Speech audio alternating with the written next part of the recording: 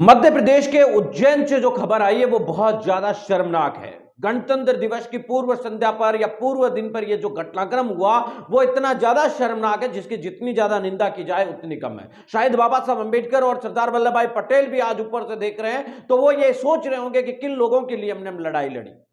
बाबा साहब अंबेडकर और सरदार वल्लभ भाई पटेल को आपस में लड़ाने की जो साजिश की जा रही है वो बहुत ही खतरनाक और बहुत ही षड्यंत्रकारी है। भारत का संविधान बाबा साहब अंबेडकर के द्वारा जो लिखा गया है वो हम लोगों को अधिकार देता है, शोषण जुल्म और अत्याचार के खिलाफ अधिकार देता है कि हम आवाज उठाएं, लेकिन वही अधिकार हमें जिम्मेदारी भी देता है कि देश के प्रतीक चिन्ह हो चाहे देश के महापुरुष हो उन लोगों का सम्मान करना चाहिए। भारत रत्न बाबा साहब अंबेडकर और सरदार वल्लभ भाई पटेल की मूर्तियां लगाने के मामले को लेकर जिस तरीके का विवाद उज्जैन से आया है मैं उसे कतई सही नहीं मानता हूं। इस घटनाक्रम को उपजाने वाले और इस घटनाक्रम को विवाद को जन्म देने वाले लोगों तक की कार्रवाई करनी चाहिए। दरअसल आपको बता दें कि उज्जैन के अंदर जो घटनाक्रम हुआ वो किस प्रकार का घटनाक्रम है इसको मैं आपको समझाता हूं। सोशल मीडिया पर आप अलग अलग प्रकार की कई सारी टिप्पणियां देख रहे होंगे लेकिन इसकी जो सच्चाई है वो आज मैं आपके सामने रखना चाहता हूं। दरअसल आपको बता दें कि उज्जैन जो कि मध्य प्रदेश में आता है वहां के माकड़ौन क्षेत्र के अंदर एक जगह है और वो जगह खाली है। उस जगह पर दलित समुदाय के लोग चाहते थे कि बाबा साहब अंबेडकर की प्रतिमा लगे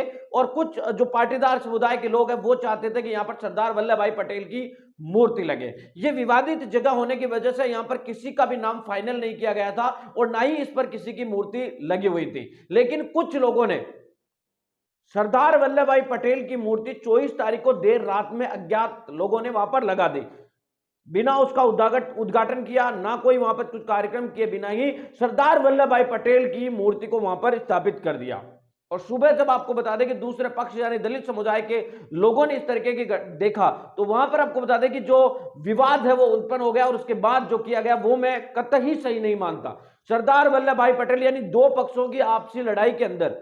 दो पक्षों की आपसी लड़ाई के चक्कर में किसी भी महापुरुष का अपमान में किसी भी कीमत पर सही नहीं मानता। अगर आपको उस मूर्ति को हटाना था वहां पर, और लगाने वाले और हटाने वाले दोनों ही लोगों से मैं कहना चाहता हूं कि अगर आपको वहां पर मूर्ति लगानी भी थी और मूर्ति हटानी भी थी तो यहां पर शासन है, प्रशासन है, कानून है, न्याय व्यवस्था है, तमाम तरीके की जो व्यवस्था है बाबा साहब अंबेडकर और सरदार वल्लभ भाई पटेल ने मिलकर हम लोगों को दी थी। और आज हम वहां पर उनको दोनों को बिठाने के लिए या उन दोनों की मूर्ति लगाने के लिए इस तरीके का विवाद उत्पन्न कर रहे हैं। अब आप सोचिए वहां पर सरदार वल्लभ भाई पटेल की मूर्ति के साथ इस तरीके का करते किया गया है, क्या वहां पर बाबा साहब अंबेडकर जी की मूर्ति लगाना सही है? मैं कतई नहीं मान सकता कि इस तरीके की घटनाक्रम को अंजाम देने के बाद बाबा साहब अंबेडकर जी की मूर्ति है वहां पर लगनी चाहिए। दूसरी तरफ एक बात मैं और देखता हूं कि जहां पर भी बाबा साहब अंबेडकर जी मूर्तियां टूटती है और जिन क्षेत्रों के अंदर ये मूर्तियां तोड़ी जाती है उनको किसी कचरे के स्थान पर लगा दिया जाता है, कहीं खाली जगह के ऊपर लगा दिया जाता है जिसकी कोई साफ सफाई नहीं है, गंदगी भरे माहौल के अंदर लगा दिया जाता है, बस एक छोटा सा पिल्लर खड़ा कर देते हैं और वहां पर लाकर मूर्ति है वो रख देते हैं। इस तरीके की घटनाक्रम को मैं कतई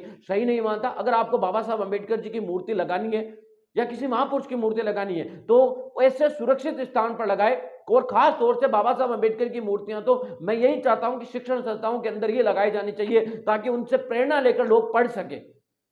लेकिन जिस तरीके का घटनाक्रम मध्य प्रदेश के उज्जैन में हुआ मैं कतई उसे सही नहीं मानता। इस